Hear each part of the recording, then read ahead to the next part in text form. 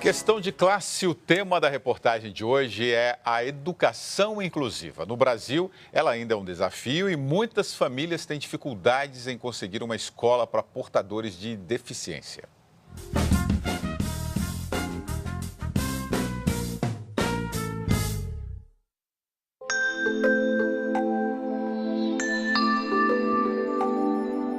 Giovana tem 7 anos. Ao nascer, ela teve embolia pulmonar, o que provocou um atraso neurológico. Ela teve perda de 30% da capacidade neurológica dela. A família teve dificuldade para encontrar uma escola que atendesse às necessidades da menina. No caso, aulas complementares, aulas de reforço, dentro da própria escola. Não precisasse tirá-la de lá para fazer um acompanhamento, por exemplo, uma professora em casa. E a única solução foi correr para uma escola pública, porque nós sabemos que a lei, infelizmente, obriga eles a fazer isso.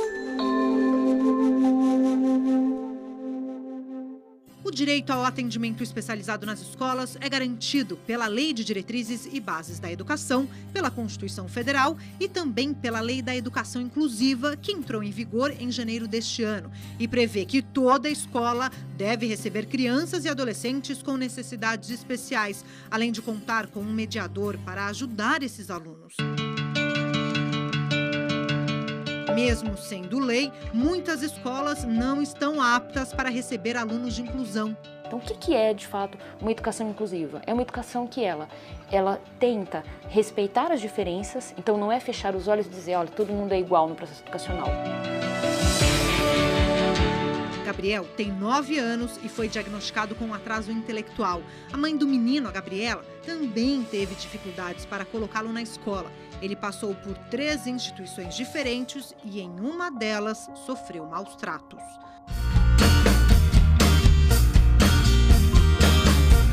Agora, Gabriel está matriculado nessa escola municipal no extremo leste de São Paulo.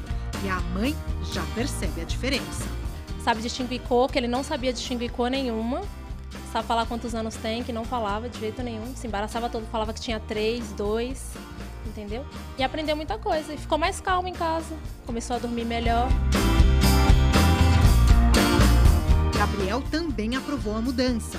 E o que você prefere, ficar em casa ou na escola? A escola. Quase 700 mil crianças brasileiras com alguma deficiência estão hoje matriculadas em escolas comuns, o que significa que todos os alunos estudam juntos e com o mesmo currículo.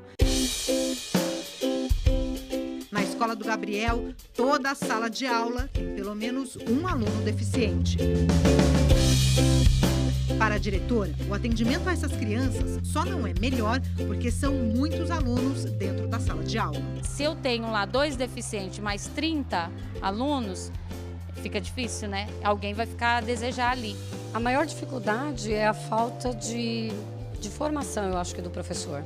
Embora nós temos a formação geral, né, que a pedagogia nos dá, mas o aluno que chega para a gente, ele tem uma série de dificuldades que às vezes fica difícil resolver. Em busca de um trabalho mais especializado, a PUC São Paulo oferece um curso de pós-graduação de Educação Inclusiva e Deficiência Intelectual, que dura 2 anos e custa R$ 680 por mês. Na verdade, o que a gente tem que é formar, é sensibilizar para a questão da inclusão, porque a gente tem que ter um conhecimento teórico, a gente tem que saber como se fazer, mas a gente tem que estar principalmente sensível à mudança, a incluir e a aceitar e a respeitar as diferenças das pessoas com deficiência.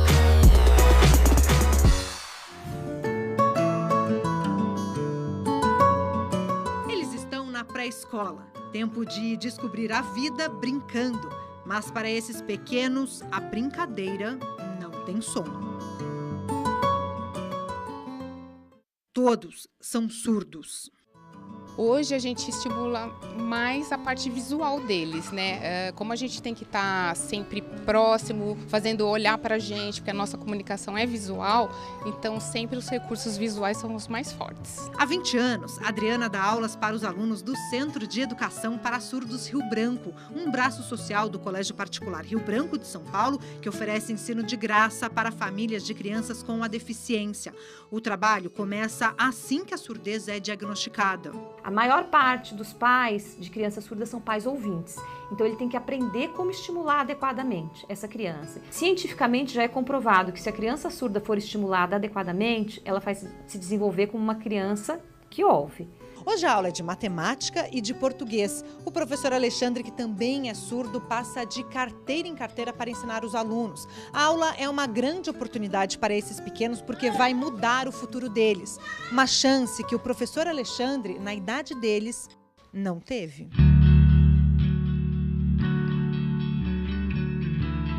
Quando estudante, Alexandre cursou um ensino regular.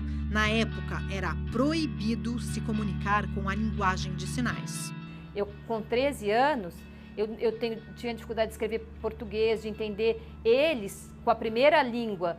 Desde cedo, a primeira língua de sinais, eles vão, por exemplo, aprender o português muito melhor do que eu, porque eles adquiriram a primeira língua. Então, para aprender a segunda, vai ser muito diferente. E quando eles passam a conviver nesse ambiente, onde a gente tem vários profissionais surdos, e vê que um profissional surdo estudou, faz faculdade, trabalha, mantém sua família, ele começa a enxergar perspectivas de futuro para o filho dele. Poxa, então meu filho pode tudo isso também. Uma criança tem que aprender o seguinte, não é porque eu não uso cadeira de rodas que eu não preciso lutar para que a minha escola tenha acessibilidade. Porque a ideia é que a gente tenha que construir uma escola que ela seja melhor.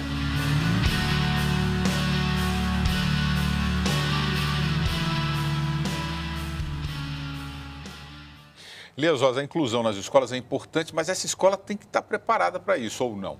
Todo mundo precisa estar preparado, né? Eu acho que a escola precisa estar adaptada, preparada. É preciso que os profissionais da educação, uma figura, por exemplo, importante, que muitas vezes é o chamado professor cuidador, né? Ou cuidador, ele precisa estar disponível na sala de aula para permitir que o professor, o outro educador, possa atender aos demais. Mas a lógica da educação inclusiva é algo que precisa ser definitivo, não é, para todos nós. Não apenas porque a Constituição me parece que já estabelecia essa obrigatoriedade lá no artigo 206, 208 da Constituição. A nova lei, a Lei de Inclusão, também reafirma, mas porque é fundamental, William, perceber o seguinte, que aquele modelo antigo de escola chamada, entre aspas, regular e escola especial, para quem tem alguma necessidade especial, é portador de deficiência, né, pessoa com deficiência, ela parte de uma lógica perversa que é de classificar pelo aspecto exterior, né, as pessoas em gênero, em classe. Quer dizer, repete a lógica da classificação entre as pessoas. Nós somos diferentes em razão de algo exterior. A lógica da inclusão parte da máxima boa de que somos todos iguais, a despeito dessa nossa diferença, não é?